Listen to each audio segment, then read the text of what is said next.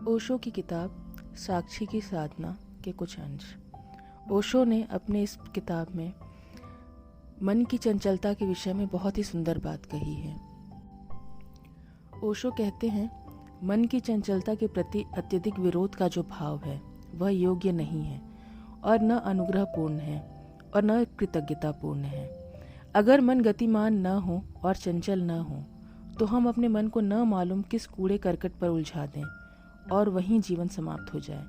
लेकिन मन बड़ा साथी है, वह हर जगह से उबा देता है और आगे के लिए गतिमान कर देता है। एक आदमी धन इकट्ठा करता है, कितना ही धन इकट्ठा कर ले पर उसका मन राजी नहीं होता, इनकार कर देता है। इतने से कुछ भी न होगा। मन कहता है और लाओ, वह और धन ले आए, फिर मन कहेगा और लाओ। मन कितने ही धन पर तृप्त नहीं होता, कितना ही यश मिल जाए मन तृप्त नहीं होता, कितनी ही शक्ति मिल जाए मन तृप्त नहीं होता। यह मन की अतृप्ति बड़ी अद्भुत है। अगर यह अतृप्ति न हो तो दुनिया में कभी कोई आदमी आध्यात्मिक नहीं हो सकता।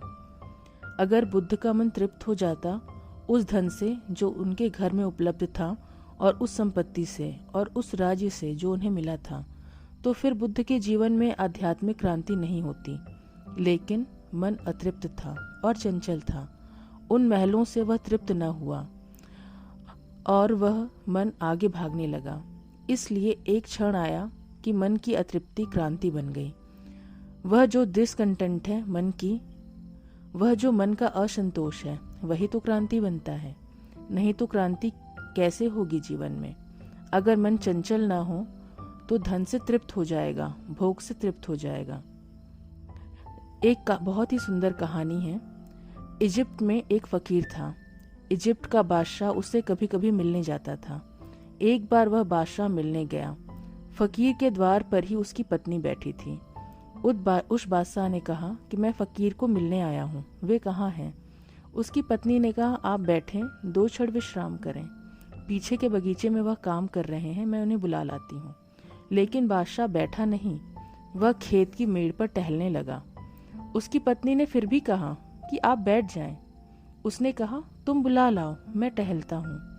पत्नी ने सोचा शायद खेत की मेड़ पर बैठना उसे शोभायुक्त न मालूम होता हो।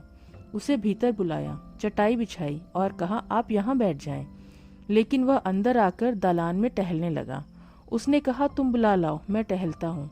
वह पत्नी गई, उसने अपने पति को बुलाया और मार्ग में उससे कहा, यह बादशाह तो बड़ा पागल मालूम होता है।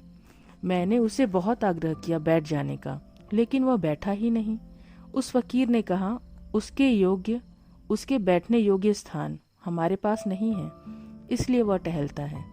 उसके बैठने योग्य स्थान हमारे पास नहीं है, इसलिए वह टहलता है, नहीं तो वह जरूर बैठ जाता।